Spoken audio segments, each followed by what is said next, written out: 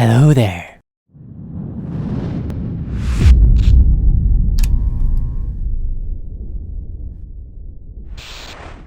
Hi, my name is Bence Szelényi and welcome to the channel. Owing to the fact that somehow you have found this video in the magical place we call the internet, I have a feeling that you are maybe interested in what I'm going to talk about. But what will I talk about? Well, you know the drill. Chubby cats and something not as important as chubby cats, like a new personality categorization by Taibi Kahler that a lot of people and a lot of companies use till this day.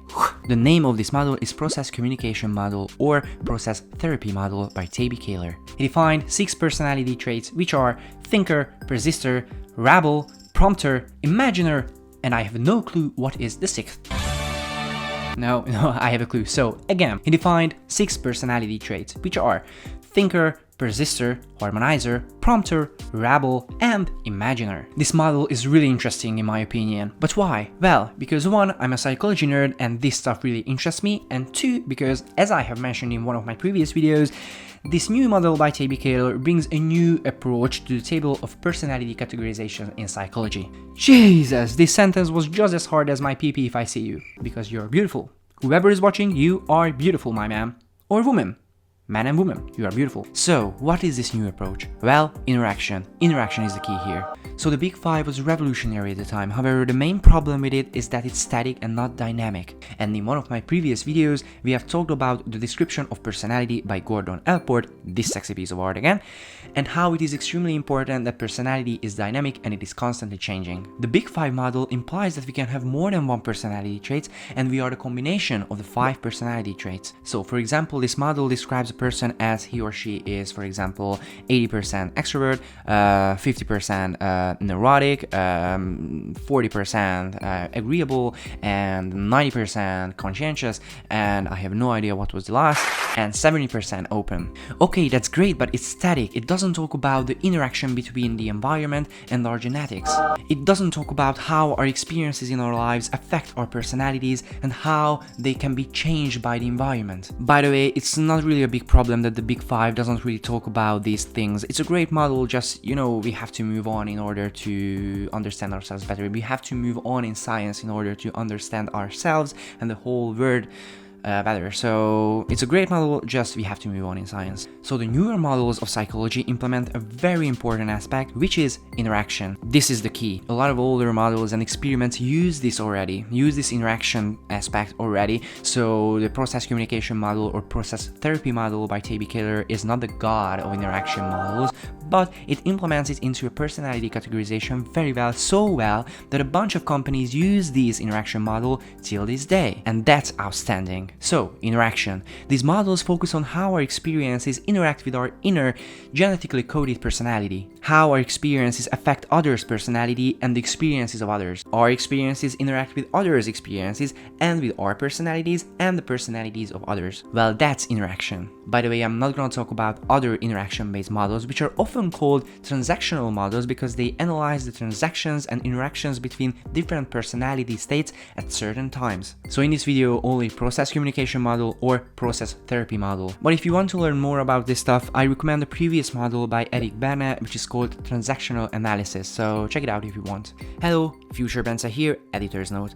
While editing and going through the videos I have recorded, I realized that I was really dumb and I referred to process communication model while in reality I'm really talking about process therapy model or the original model. More about it later. It is not a huge mistake, it's not a big problem because they, process communication model and process therapy model, they are created from the same original model, as you will hear me talk about this in a couple of minutes.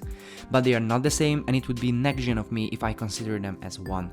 Because the process communication model focuses more on communication and on transactions between different personalities, while process therapy model focuses more on the system of our personalities and the description of different personality types. So if I say process communication model, I really mean process therapy model. In reality, people doesn't really separate these two models. When they are talking about PCM, so process communication model, they really talk about the original model from which the two models PTM and PCM was derived. Which, as I have mentioned before, is not a big thing, is not a big problem because the fundamentals and the axioms are the same. The differences are not that significant. So thank you for understanding and sorry and bye.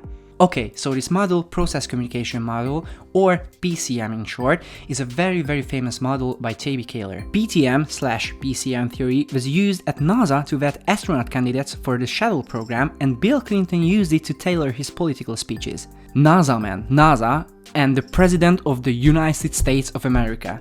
This dude is amazing. Okay, but as you can see on the Wikipedia page that I've just read, there is a PTM next to the PCM. What is PTM?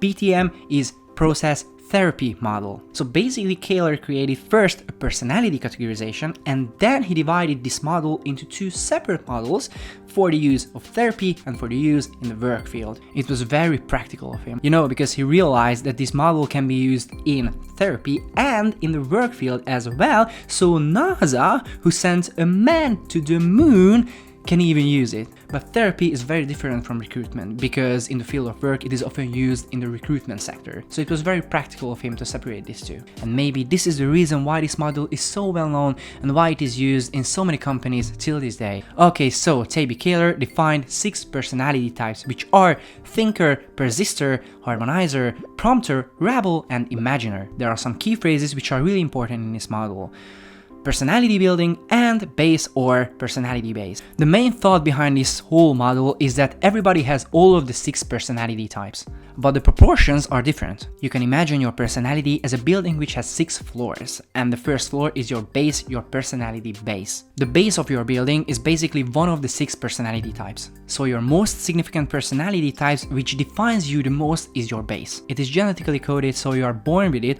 or it is formed at least at a very young age, like in the first few months of your life. So basically this level, this first floor, is not really influenced by the environment because it is an innate thing. So then it means that if when you were 2 months old you didn't like chubby cat videos, the chances are you don't like chubby cat videos right now, and we can be friends. Okay, so the first floor, your base, is not really influenced by the environment, but the other 5 are influenced by the environment. So the second floor is more influenced by the environment than the first floor, because the first floor is not really influenced by the environment, and the third floor is more influenced by the environment than the second floor, and so on and so on. And the sixth floor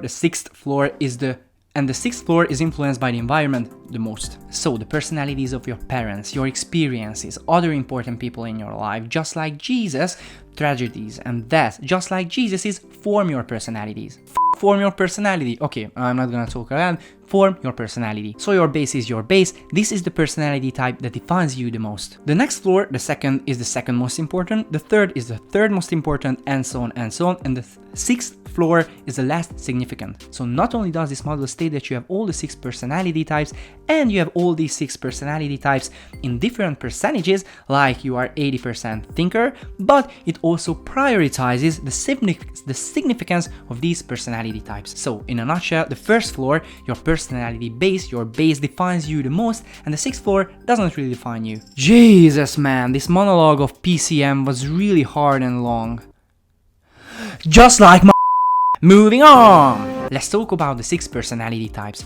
What are the floors that you and the environment in an interactive way can use to build your personality building?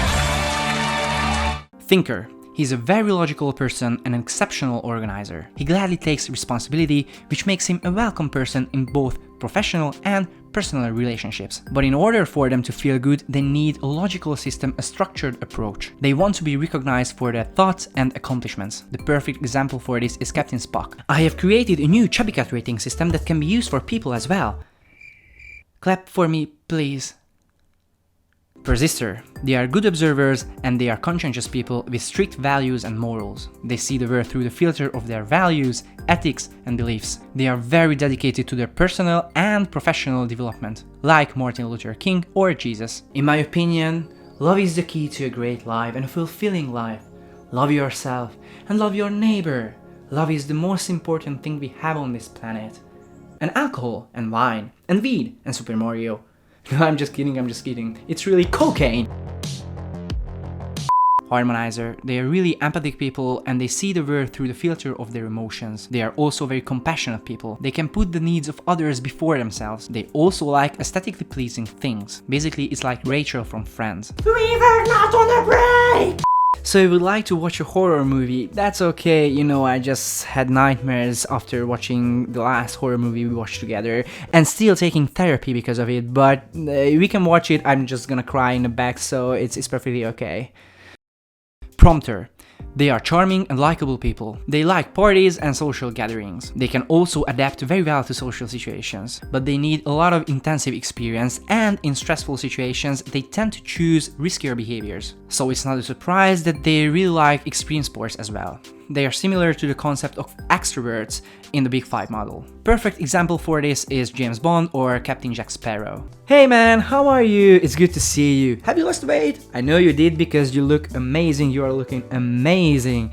There are some wonderful black masked guys with shotguns in hand. Hey, let's find out what time it is and let's ask them what time it is. I just lost my watch, so I have to ask them what time it is.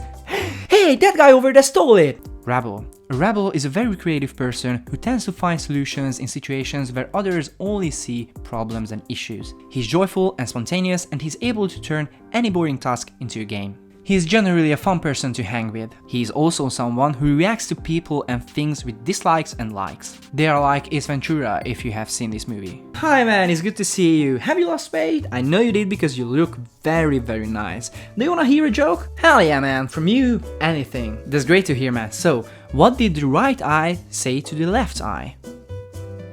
Between us, something smells. Man, that was bad. Okay, but I'm gonna tell you another joke. My life. Imaginer. They are very imaginative, calm, and introspective people. They like to be alone with their thoughts. When stress comes, they become the passive observers and listeners, not the active speakers. They like to think about and analyze different hypotheses and facts before reaching a conclusion. They like to have a simple life, like Einstein or Forrest Gump.